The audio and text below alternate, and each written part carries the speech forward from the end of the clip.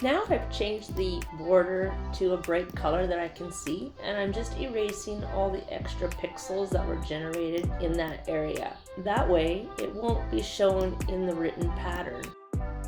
Now I'm going to change the red back to white, and when I highlight the white there should be nothing left in the border. It looks very clean, looks very good. I can go through all the different colors and highlight where they are. And now I go through here. This is all black, then all mahogany, all white, all dark brown, and turquoise.